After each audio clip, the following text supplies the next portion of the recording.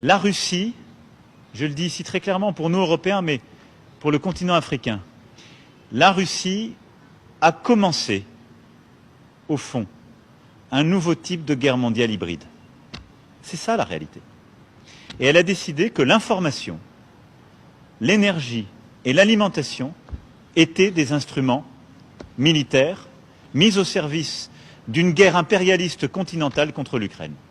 Voilà comment je vais qualifier dans les termes les plus crus ce qui se passe aujourd'hui. La Russie a lancé une offensive contre l'Ukraine. C'est une guerre territoriale qu'on pensait disparue du sol européen. C'est une guerre du début du XXe, voire du XIXe siècle. Je parle dans un continent qui a subi les impérialismes coloniaux. La Russie est l'une des dernières puissances impériales coloniales. Elle décide d'envahir un pays voisin pour y défendre ses intérêts. C'est ça la réalité. Quand vous les voyez poindre leur tête chez vous, n'y voyez pas autre chose, même s'ils vous tiennent le discours inverse.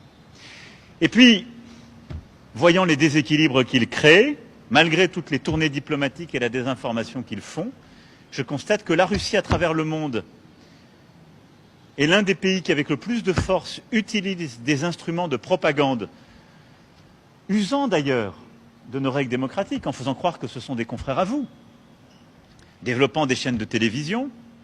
Mais Russia Today, Sputnik ne sont pas des chaînes de télévision avec des journalistes libres qui parlent d'une information libre et ouverte. Ce sont des gens qui divulguent une propagande au service d'un régime qui les paye. Ils utilisent cela pour mener leur guerre, diviser les opinions publiques et pousser leur avantage. La deuxième chose, ils font chantage sur l'alimentation. Ils font chantage parce que c'est eux qui ont bloqué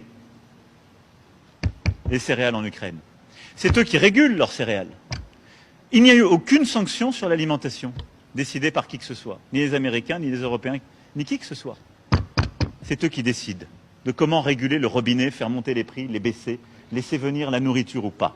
Puis ils font une tournée partout en expliquant aux gens, c'est de leur faute. C'est ça la réalité.